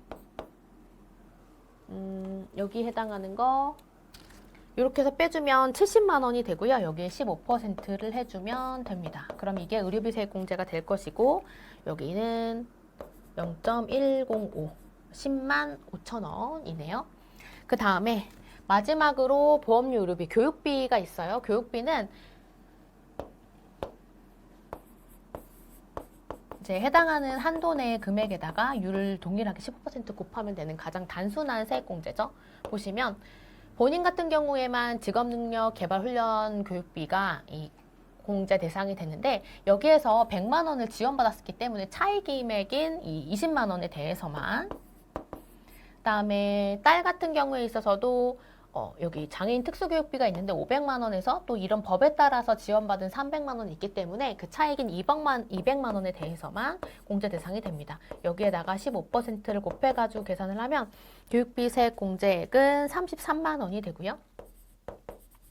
따라서 21만 원, 10만 5천 원, 33만 원 세 가지 더해가지고 계산을 하면 이게 64만 5천 원이 산출이 되어서 답은 2번이 될 거예요. 그래서 이렇게 뭐 보험료, 의료비, 교육비 세 가지가 나왔는데 그닥 이렇게 엄청 복잡하게 계산하는 것은 아니었기 때문에 세액공제 챙겨가신 분들은 충분히 맞출 수 있는 그런 문제가 아니었나 싶습니다. 넘어가서요. 문제 29번은 이 양도소득세 중에서 부담보증여랑 관련된 그런 문제가 나왔어요. 그래서 이것도 특이한 양도소득세 주제 중에서 나올 수 있는 주제 중에 하나였고 어렵지 않죠. 보시면 거주자 갑의 25년 양도소득에 관한 자료인데 양도소득세 확정 신고 시에 양도소득 금액으로 오른 것은 이라고 했습니다. 여기서 이제 주의할 거는 부담보증여에 따라서 채무를 가져갈 때 그거에 해당하는 부분에 대해서는 양도소득세가 과세된다. 이런 개념에 따라서 하는 것인데 이제 어떤 금액을 적용할 것인가 그게 좀 문제가 되는 거죠. 보시면 갑은 토지 X를 취득해서 등기를 마치고 담보를 2억 원이 있어요. 차입했다. 취득 시 실거래가는 뭐 이렇게 있는데 이제 요거 중에 어떤 걸 써야 될지는 밑에 보고서는 판단해 보겠습니다. 2번 25년 12월 갑은 토지 X를 동생 을에게 증여를 했고 이 증여받고 차입금까지 인수해서 넘겼어요. 그리고 인수사실이 객관적으로 입증이 됐기 때문에 이제 부담부 증여에 대한 양도소득세가 과세 대상이 되는 거죠. 증여 시에 토지 X에 이 상속세 및 증여세법에 대한 시가가 확인이 되지 않아요. 그래서 개별 공시지가인 기준시가를 가져가기로 했기 때문에 그러면 취득금액을 계산을 할 때에도 이 기준시가를 기준으로 가야 될 겁니다. 개별 공시지가를 가져가야 될 거예요. 그거를 체크했고요. 그러면 양도금액은 5억 원에 이 5억 원의 증여금액 중에서 채무에 해당하는 금액 2억 원만큼에 대해서 양도금액이 될 것이다. 여서 이게 2억 원이고요. 그다음에 취득금액은 우리 개별공시지가로 가기로 했기 때문에 3억 원 중에서 5억 원 중에 2억 원에 해당하는 금액의 비율이다 라고 해서 계산하면 요거는 1억 2천인가 봅니다. 그리고 그다음에 이게 다 기준시가를 사용했기 때문에 우리는 실제 자본적 지출 이런 거 고려할 수 없고 필요경비 계산공제로 가져야 되겠죠? 그럼 필요경비 계산공제는 여기에다 한 거에다가 이제 요게 이제 기준시가로 한 거니까 여기에다가 3%를 곱하면 될 거여서 여기 1억 2천에 3% 곱한 걸로 해가지고 계산을 하면 될 겁니다. 그러면 요게 360만 원이고요. 여기까지 해주면 7,640만 원이에요. 근데 우리 뭐 구하는 거냐면 양도소득 금액을 구하는 거기 때문에 장특공제까지 추가로 해줘야 될 거예요. 갑은 토지 X 외에 부동산 거래를 하지 않고 있다라고 하고 있고요. 그래서 장특공제까지 고려를 해주면 이 7,640만 원에 20% 장특공제 고려해서 하면 빼주면 611만 2천 원이 나오게 됩니다. 그래서 답은 3번이 되는 거여서 부담부 증여로 인한 양도소득 금액 구하는 거 이렇게 비율만큼에 대해서는 과세가 되겠다. 그 다음에 양도소득 금액이기 때문에 이 필요경비 계산공제 적용을 할 때 그리고 취득금액 적용을 할 때 여기에 뭘로 시작했는지에 따라서 필요경비 계산공제로 들어갈 건지 아니면 자본적 지출액에 들어가게 될 건지 실제 그거를 판단해서 넣어야 되는 그런 문제였어요. 그럼 양도소득세까지 했으니까 이제 부가세만 남았겠죠. 부가세로 들어가 볼게요. 문제 30번은 이제 부가가치세 말문제인데요. 부가가치세법상의 과세 대상에 대한 설명으로 옳지 않는 것을 찾는 문제고요. 답은 5번입니다. 이것도 되게 유명한 자주 출제되는 지문 중에 하나죠. 영리를 목적으로 상가를 임대하는 사업자가 이 특수관계인에게 사업용 부동산 임대 용역을 무상으로 제공할 때에는 원래 용역의 무상 제공에 대해서는 과세가 되지 않지만 요거에 대해서는 과세 대상이 되죠. 예외적으로. 그래서 옳지 않은 거 답은 5번이고요. 아주 쉽게 찾았을 거예요.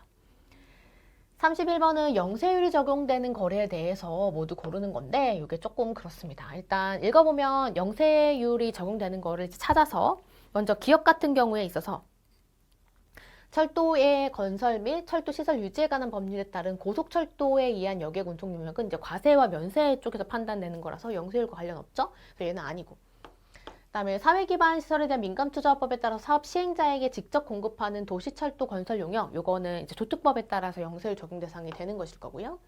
외국을 항행하는 항공기에 재화를 공급하고 부가가치세를 별도로 세금계산서를 발급하면 이제 헷갈리니까 그거 인정해준다 하죠. 그래서 10% 영세율 아니고. 리을, 학술 등의 연구단체가 면세를 포기하고 그 연구와 관련해서 실비 또는 무상으로 국내에서 이제 면세를 포기한 다음에 국내에서 용역을 제공하면 10%가 과세가 되는 겁니다. 그 영세율 아니고. 그러면 이제 미음만 답인 거는 없으니까 미음까지 들어가는 거겠구나 해서 답은 고를 수 있었겠지만 미음도 개별서비스법에 따라서 지정을 받아서 외국인 전용 판매장을 경영하는 자가 이 국내에서 재화를 공급하고 그 대가를 외국한 은행에서 원화로 환전하는 경우라고 해서 이 대금 결제 조건까지 있을 때 영세율이 적용되는 것에 해당이 됩니다. 그래서 답은 2번. 네, 미음이 조금 생소한 거였다. 문제 32번. 부가가치세법상 공급가액 및 과세표준에 관한 설명으로 옳은 것을 찾는 문제인데요. 답은 5번입니다. 5번 읽어보면 국내 사업장에서 계약과 대가 수령 등의 거래가 이루어지는 것으로서 국내에서 통관되지 아니한 이 수출 물품 등을 외국으로 인도하는 경우 그 공급가액에 대한 이 과세표준에 포함한다라고 해서 과세표준에 포함하면서 영세율을 적용하는 거죠. 그래서 이거 맞는 거여서 답은 5번이었습니다. 나머지 부분에 대해서는 공급가액과 과세표준은 어떤 걸 가산하고 가산하지 않고 이런 거라서 뭐 특별히 어려운 건 있지 않았고요. 문제 33번. 요게 조금 어렵기는 했는데 요거 이제 제가 예를 들면 뭐 비용업용 소형 승용차의 유지 및 전용 이런 거 설명할 때 이제 자동차 판매회사다, 뭐 현대차다, 뭐 택시회사다 이러면서 좀 설명을 드리는데 그때 현대차의 경우에 있어서라고 보시면 되는 그런 문제가 출제가 되었습니다. 왜냐하면 주식회사 A가 자동차 판매업을 운영하고 있거든요. 개별 소비세 과세 대상 승용 자동차 관련된 내역인데 주식회사 A의 25년도 제2기 부가가치세 과세 표준에 관한 공급가액으로 옳은 것은 이라고 했습니다. 공급가액을 구하는 문제고요. 공급가액. 자, 자료 1번부터 보면 일단 24년 2월 5일에 국내 사업자로부터 승용차 X를 판매 목적으로 구입을 했습니다. 판매 목적으로 구입하고 이 회사는 자동차 판매 회사이기 때문에 이 2천만 원의 대당 2천만 원에 대해서는 매입세 공제 받을 수 있어요. 근데 지금은 뭘 보는 거냐면 공급가액을 구하라고 했기 때문에 매입세액을 뭐 공제 받을 수 있는지 이런 거는 지금은 고려 대상이 되지는 않고요. 그런데 이때 25년 10월 15일에 승용자동차 X 중에서 한 대는 시가로 판매를 했습니다. 그러면 공급가액이 2,500만 원이 들어갈 거고요. 그 다음에 같은 날에 나머지 한 대는 출장 등의 업무 목적으로 전용했다라고 하고 있어요. 그럼 2천만 원은 자동차 판매 회사니까 이 승용 자동차에 대해서도 매입세 공제를 받았을 것이고 매입세 공제 받은 거를 비영업용 소형 승용차로 전용을 했는데 이게 게다가 이 회사는 자동차가 재고자산이죠. 그렇기 때문에 공급이자가 적용이 될 때 시가로 적용이 되게 됩니다. 따라서 공급가액에 2,500만 원이 가산이 될 거고요. 좀 특이한 경우죠. 그다음에 24년 9월 5일에 국내 사업자로부터 승용자동차 Y를 출장 등의 업무에 사용할 목적으로 두 대를 구입했어요. 그러면 이 출장 등에 사용할 업무 목적으로 비영업용 소형 승용차를 구입한 거기 때문에 매입세 공제가 되지 않았을 것이고요. 이때 25년 12월 15일에 승용자동차 Y 중에 한 대는 2천만 원에 판매했어요. 내가 살 때 매입세 공제를 받지 않았든지 받았든지와 상관없이 유상으로 공급한 거에 대해서는 당연히 과세 대상이 되는 것이기 때문에 여기 2천만 원이 들어가야 되고요. 그 다음에 같은 날 나머지 한 대는 판매 촉진 목적으로 거래처에게 증여하는 사업상 증여를 했습니다. 하지만 이게 공급의제가 적용이 되려면 내가 매입 당시에 매입세 공제를 받았고 그거를 세부담 없는 소비를 할 때에 제재하기 위해서 공급의제가 적용이 되는 것인데 나는 이거를 살 때부터 업무에 이런 출장 등의 업무에 사용할 목적으로 비영업용 소형차로 매입을 했기 때문에 매입세 공제가 되지 않았을 것이고 매입세 공제가 되지 않은 것을 이런 사유로 했을 때는 공급의제에 해당이 되지 않죠. 그래서 따로 가산이 될 거는 요거 판매 촉진 목적으로 사업상 증여로 해서 과세될 것은 없습니다. 그렇기 때문에 여기까지만 해서 계산을 하면 7천만 원에서 계산하는 것은 쉽지만 조금 항목별로 생각을 하면서 풀어야 되는 그런 문제였고요. 문제 34번은 말문제인데요. 부가가치세법상 세금계산서에 관한 설명으로 옳은 것은 했습니다. 답은 2번인데요. 소매업을 영위하는 사업자가 재화를 공급하면서 신용카드 매출 전표를 발급한 경우라고 한다면 거래 상대방이 세금계산서 발급을 요청하더라도 세금계산서 발급할 수 없죠. 두 개의 거래 증빙을 이중 발급을 할 수 없기 때문에 그래서 답은 2번이고요. 다른 거는 별로 어렵지 않았을 것 같아요. 다른 질문은 문제 35번. 제조업을 영위하는 일반 과세자 주식회사 A의 2기의 매입세액인데 이제 매입세 공제액으로 오른 것은 했습니다. 요거는 이제 쭉쭉쭉쭉 보면서 매입세 공제 대상이 되는지 안 되는지만 판단하면 되는 어렵지 않은 문제. 1번. 본사의 사업으로 사용할 예정일 토지의 형질 변경에 관한 용역에 대해서 제공받고 공급가액 1,000만 원에 대한 세금계산서 발급받은 거 토지의 형질 변경이니까 매입세 불공제 대상이죠. 2번.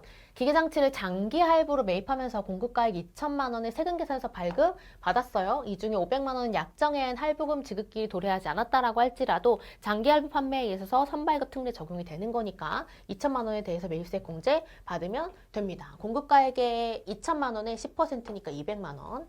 3번 유류비를 지급하고 일반 과세자로부터 공급대가 88만 원의 신용카드 매출 전표 구분 표시했고요. 수령했고요. 단 22만 원은 개별 소비세 과세되는 이 비영업용 소형 승용차의 유류비고 나머지는 운반용 트럭에 대한 유류비니까 운반용 트럭에 대한 유류비만 공제받을 수 있을 것인데 이때 부가가치세 구분 표시되는 걸로 받았으니까 그러면 우리 매입세 공제 받을 수 있습니다. 그 중에서 트럭에 해당하는 부분은 66만 원이죠. 그러면 6만 원이에요. 따라서 6만 원.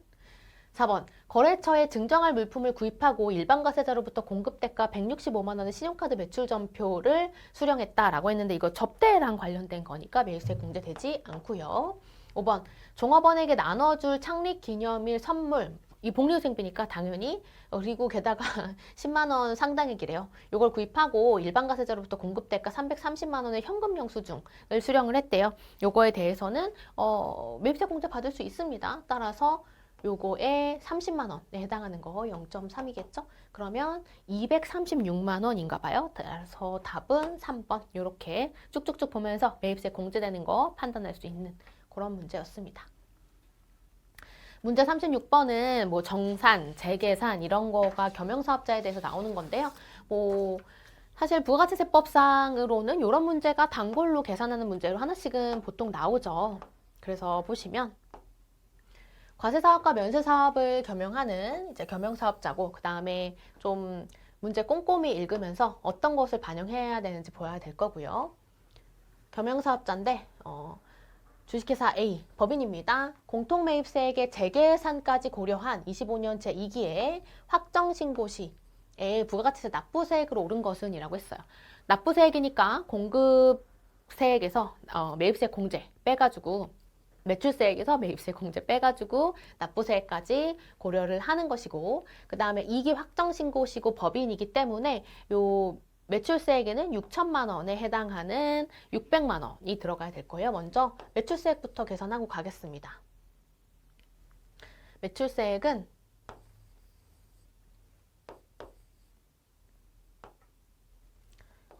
6천만 원에 10%인 600만 원으로 시작이 될 것이고 뭐 다른 것들 더 들어갈 수 있으니까 일단 놔두고요.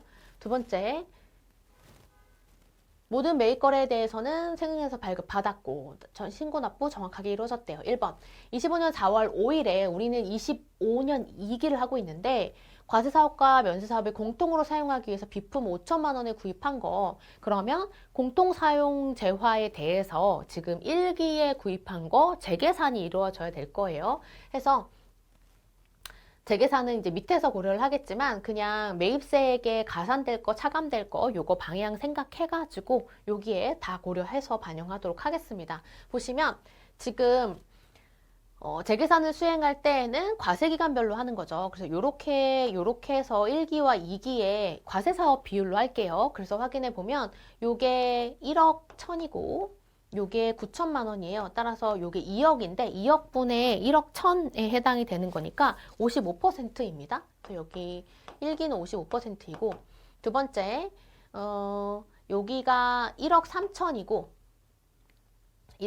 여기다 쓸게요. 1억 3천이고 그다음에 면세사업에 해당하는 거 여기 7천이니까 이 2억이죠. 2억분의 1억 3천 하면 2기는 지금 65%입니다. 그래서 65%고요.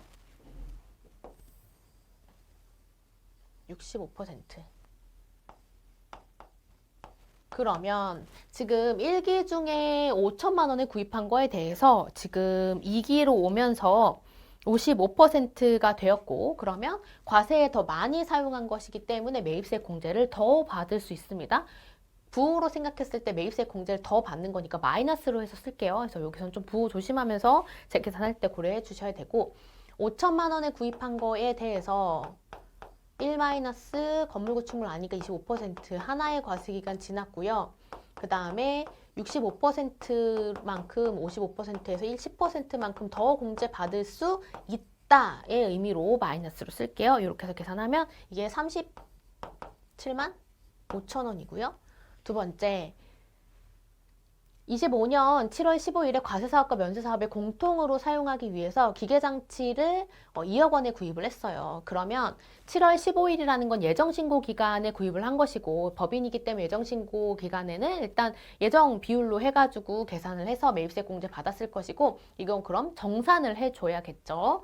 그러면 예정신고 기간에 70%였을 텐데 이걸 6개월 비율인 65%로 정산을 해줘야 되니까 과세가 되는 게 오히려 과세 비율이 떨어졌습니다. 그러니까 토해야 되겠죠. 그러면 이 2억 원에 10%에 해당하는 2천만 원에 대해서 지금 70%로 매입세 공제를 받았을 텐데 그게 아니라 5%만큼은 추가로 더 납부를 해야 된다의 개념이 되는 것이고 따라서 요거는 뭐 70%에서 뭐 어떻게 해도 상관없는데 부호만 알고 있으면 되죠. 최종적으로 지금 이제 뒤에 거를 앞으로 쓰는 걸로 하고 있으니까 이렇게 써볼게요. 이렇게 해서 더 납부를 해야 된다. 매입세액에 그러니까 매입세액이 줄어드는 거다라고 하니까 더 납부해야 된다. 그러니까 플러스 부호겠죠. 플러스로 해서 이거 계산하면 이게 100만 원. 그 다음에 세 번째 25년 10월 25일에 과세사업과 면세사업을 공통으로 사용하기 위해서 2천만 원에 구입한 거 그러면 2천만 원에 구입한 거 10%에 대해서는 이제 단기 확정신고세의 매입세액 공제를 받으면 되는 거니까 그냥 65%에 해당하는 금액만큼을 매입세액 공제 받으면 됩니다. 이렇게 해서 계산하면 이건 매입세액 공제 받는 거니까 이거는 130만 원이고요. 마이너스 130만 원. 그 다음에 4번 25년 제2기의 확정신고에 포함된 실질기속이 분명한 과세사업과 관련된 매입세액이 180만 원이고 이 중에 기업업무 추진비 관련된 게 있으니까 그거 빼줘야 되겠죠. 그러면 160만 원 요거 빼서 160만 원만 해줘야 된다. 그래서 추가적으로 매입세 공제 받을 160만 원이 있겠다. 이렇게 하고 그 다음에 다른 것 같다 라고 해서 다른 거 없고요. 이 매출로 되어 있는 과세사업분에 대해서는 잊지 말고 요거를 지금 매출세액에 가산을 해놨어요. 여기까지 다 했으니까 이제 600만 원의 매입세 공제 받는 건 160만 원이고 거기다가 재계산과 정산까지 고려를 해서 600만 원에서 37만 5천 원 빼고 100만 원은 추가로 납부를 해야 되고 160만 원은 빼주고 130만 원 빼가지고 계산을 해주면 됩니다. 그러면 372만 5천 원이 나와서요. 답은 4번이 되겠습니다. 이렇게 해서 이제 부가가치세법에서는 겸용사업자 경우에 있어서 뭐 재계산, 뭐 안분, 정산 하는 것들 1차 시험에도 나오죠. 이렇게까지 하면 이제 부가가치세법상으로 복잡한 건 다 풀었고요. 37번 마지막은 말문제입니다. 가산세에 관한 게 나왔는데 옳은 것을 찾는 문제이고요. 재화 또는 용역을 공급하고 실제로 재화 또는 용역을 공급하는 자가 아닌 타인 명의로 생계산서 등을 발급하면 2%의 가산세가 부과된다. 이게 바로 문제에 나온 문제였습니다. 그럼 이제 38, 39는 상속세, 증여세랑 관련된 문제인데요. 먼저 증여세 과세표준은 옳은 것을 하는 게 38번. 근데 이제 이 38번 문제에서는 요거 최근에 개정된 혼인세액공제 있죠? 요게 나왔습니다. 그래서 요걸 반영해줘야 되는 건데 보시면 24년 1월 5일에 결혼했고요. 그다음에 자녀를 출생신고했다. 라고 해서 이제 요거 합쳐서 그 혼인이거나 결혼, 혼인이거나 아니면 출산과 관련해서 1억 원을 한도로 해서 이 자녀가 받았을 때에 5천만 원과 추가로 1억 원을 더 공제해 줄 수 있는 거 그거를 고려하는 문제고요. 아버지로부터 시가 5억 원에 아파트 증여받고 차입금까지 인수를 했어요. 그럼 입증되면 요거 뺀 3억 원에 대해서 과세가 되는 것이고 그 다음에 여기에 과표까지 구하는 거니까 간평수수료가 있는데 간평수수료는 500만 원이 한도입니다. 500만 원 한도 고려해주면 되고 3억 원에서 지금 증여재산 공제를 고려해주면 원래 자녀라서 받을 수 있는 5천만 원과 그다음에 저 혼인으로 인해서 1억 원 고려해주면 되고요. 그리고 과세표준을 구하는 것이기 때문에 감정평가 수수료까지 500만 원 고려를 해주면 되겠습니다. 그래서 이 구조만 알면 쉽게 할 수 있고 이거 개정돼서 들어갔다는 것까지 판단해주면 어렵지 않은 문제 1억 4,500이어서 답은 2번이 되겠습니다. 드디어 이제 요거 혼인 공제가 적용되는 문제가 나오게 되었네요. 40번은 지방세법이니까 넘길게요. 그리고 마지막 39번입니다. 상속세 및 증여세법상의 상속세 한 문제, 증여세 한 문제가 계산 문제로 이렇게 나온 거죠. 옳지 않은 것은 했는데요. 답은 5번입니다. 상속재산가액에서 차감하는 장례 비용 같은 경우라고 한다면 일반 장례와 뭐 여기 있는 그 봉안시설과 관련된 거 나누어서 아무것도 없어도 500만 원까지는 공제받을 수 있고 그리고 1,000만 원을 한도를 하고 있고 그다음에 봉안시설 같은 경우에는 한도가 500만 원이죠. 그래서 최대 1,500만 원은 받을 수 있는데 이런 장례 비용은 피상속인의 사망일로부터 장례일까지 장례에 이 직접 소요된 금액과 봉안시설 또는 자연장지에 소요된 금액을 합한 금액이죠. 근데 증명서류가 없으면 인정되지 않지만 그래도 일반 장례 비용 같은 경우에 있어서는 증명서류가 없어도 500만 원을 인정해 주는 게 있어서 그거 인정되지 않는다라고 하는 게 틀린 거죠. 500만 원은 없어도 인정을 해주는 것이다가 맞으니까 그래서 인정되지 않는다. 500만 원은 인정된다. 해서 답이 5번인 거였습니다. 이건 뭐 어렵지 않게 풀 수 있었을 것 같고요. 이렇게 해서 이번 2025년도 회계사 1차 시험 문제를 모두 풀어봤습니다. 조금 말문제에 있어서 지엽적이거나 생소한 지문들이 있어서 어려울 수 있었을 것 같았고 지금 추세로 약간 보자면 원래는 이제 세법이 계속 쉬운 추세였는데 최근 몇 년간은 조금 난이도가 있는 걸로 출제가 되고 있어요. 그래서 이렇게 출제되는 것도 특히나 회계사 시험 같은 경우에는 상대평가로 되어 있으니까 조금 대비가 잘 되어야겠다. 라는 말씀 전해드리면서 그리고 세무사 시험 이번에 25년도에 보시는 분들은 꼭 참고하셔서 이번 시험에 꼭 도움이 되셨으면 좋겠습니다. 이렇게 해서 이번 25년도 회계사 1차 시험 기출문제 풀이는 모두 마무리하도록 하겠습니다. 감사합니다.